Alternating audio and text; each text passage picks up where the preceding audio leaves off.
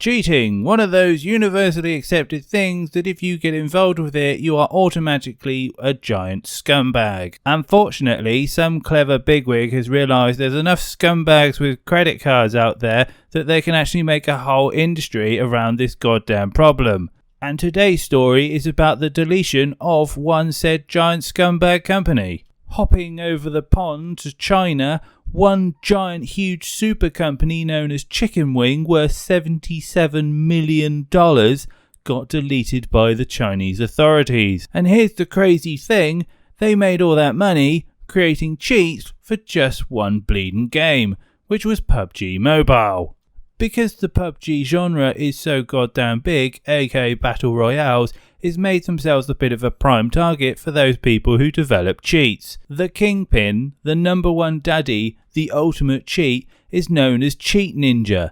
And to iterate again, the whole empire was worth $77 million, no small meager sum of money. The cheat was a subscription service. You paid $10 to $15 a month and you got access to the cheat system. And the amount of subscribers they were getting was absolutely bonkers, apparently bringing over 1,000 new subscribers a day at one point, making $350,000 a month. Unfortunately, said operation didn't manage to capture everyone involved with the whole organisation. Part of the breakdown interview for this, there was a guy called Catfish who was one of their lead developers. Now I've got to say, reading the interview on PC Gamer, this guy was absolutely bonkers. He quotes, "I wanted to ruin these companies' games and damage their profits." I have read a whole plethora of different types of activists, but I'll tell you what, when it comes to developers, this is the first one I've seen of this type, wanting to ruin a company by making cheats for it.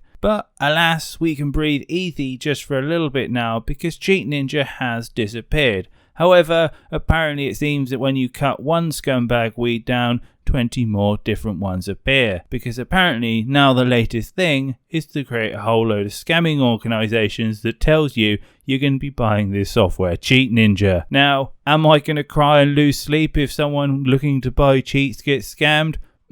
Probably not, but it's just interesting to see that, there is no honour among thieves. I personally think the cheating industry is a real problem, and I do hope that they find ways to crack down on it. Unfortunately, I feel this is going to be difficult, as we have already iterated that if people are willing to pay for cheats, there are going to be people and developers out there who will accept that money and do said task. The problem with cheats is that they affect all levels of industry. It's not just the big AAA PUBG types that are earning millions that are impacted by this. It's also those who start off as indie developers. I'm sure a lot of you remember Fall Guys when it first came out. There were flying beans all over the place. There were people just running through the maps. There were all sorts of cheats and it really, really sucked. Additionally, the same thing can be said for Among Us. When that first came out, there were people running on speed hacks just murdering everyone before you could even press a corpse button. But there we have it, another cheating organisation put into the grave, but unfortunately I don't think this will be the end of it by any stretch of imagination.